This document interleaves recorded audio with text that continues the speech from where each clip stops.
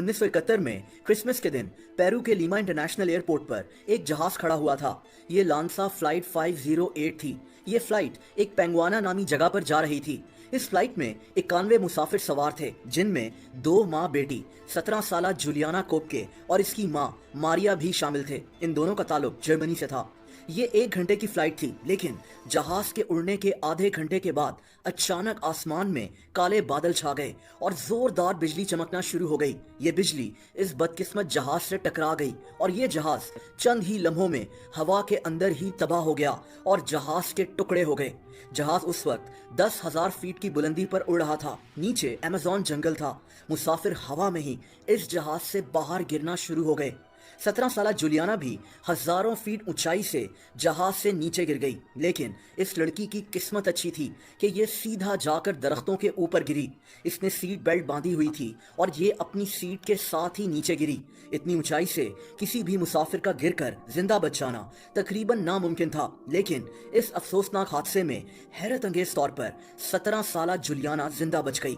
ये बेहोश हो चुकी थी, इसकी कॉलर बोन टूट गई थी और इसके हाथों और टांगों पर चोटें आई थीं। इसकी एक आंख सूज गई थी, लेकिन ये लड़की अभी जिंदा थी। जूलियाना को जब होश आया तो ये अमेज़न के खतरनाक और घने जंगल में बिल्कुल अकेली थी। जहाज इस जंगल में कहीं दूर जाकर तबाह हो गया था।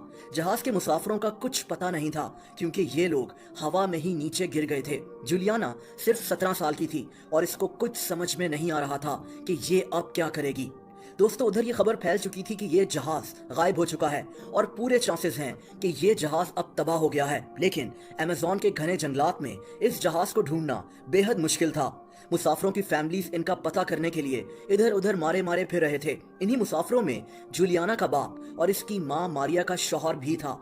इस आदमी को यकीन हो गया था कि जिस जहाज में इसकी बीवी और 17 साल बेटी सफर कर रहे थे, वो जहाज अमेज़न के घने जंगल में कहीं गिरकर तबाह हो चुका है। इसकी जिंदगी इस खबर के साथ मुकम्मल तौर पर तब्दील हो चुकी थी, लेकिन ये आदमी ये बात नहीं जानता था कि इसकी बेटी हैरत अंगेज तौर पर वो वाहिद मुसाफिर है जो इस खतरनाक हादसे में जिंदा बच गई है और अब अमेज़न के खतरनाक जंगल में अकेली मौजूद है। सर्च टीम्स अमेज़न के जंगलात में जहाज को ढूंढने निकल पड़ी थी, लेकिन इस जहाज को यहाँ ढूंढना बहुत मुश्किल काम था।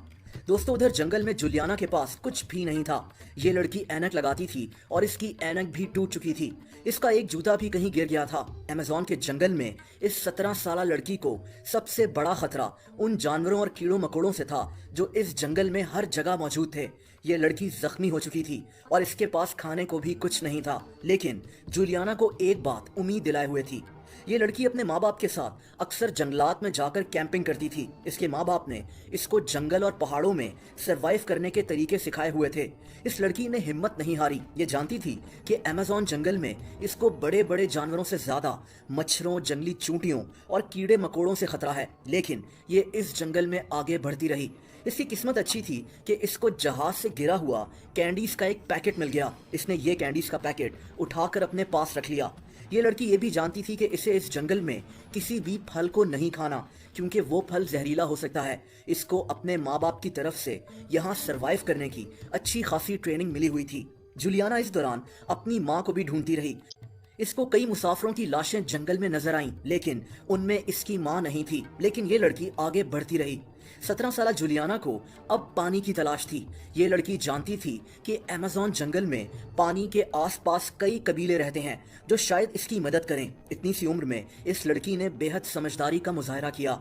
इसने पानी कैसे ढूंढा, ये भी इंतहाई हैरत अंगेज बात है। इसको एक परिंदे की आवाज आई जिसे हॉडसन बर्ड कहते हैं। ये लड़की जानती थी कि ये परिंदे पानी के आसपास रहते हैं और ये इसी परिंदे की आवाज को फॉलो करके पानी तक पहुंच गई। ये एक दरिया था। इस दरिया के आसपास एनाकोंडा जैसे सांप भी मौजूद हो सकते थे जो इसको जिंदा निगल सकते थे। यहाँ मगरमच्छ भी रहते थे, लेकिन जूलियाना के पास कोई और ऑप्शन नहीं थी। जूलियाना के मुताबिक इसको इस दौरान कई सांप और मगरमच्छ नजर आए।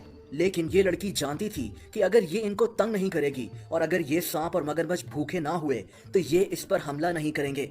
दोस्तों, ये 17 साल लड़की अगले 10 दिन तक इसी खतरनाक जंगल में अकेली घूमती रही और वो कैंडीज खाकर गुजारा करती रही।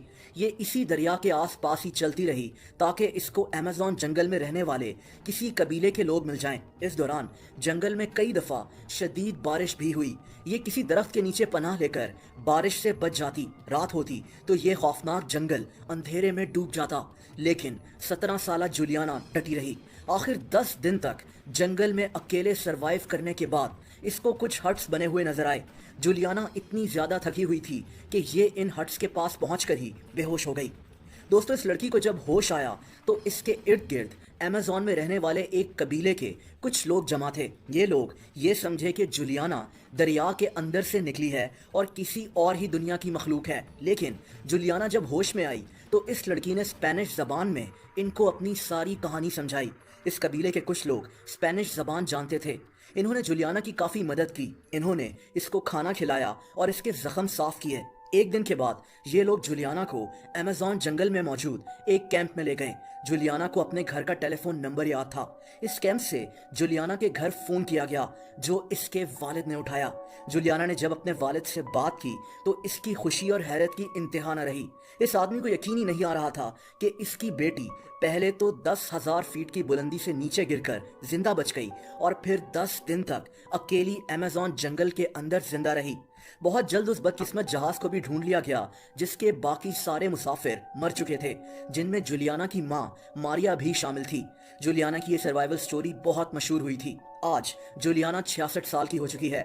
ये जर्मनी में रहती है और इसने अपनी इस हैरत अंगेज कहानी पर एक किताब भी लिखी है जिसका नाम when I fell from the sky है। जूलियाना की कहानी पर 2 फिल्म्स भी बन चुकी हैं।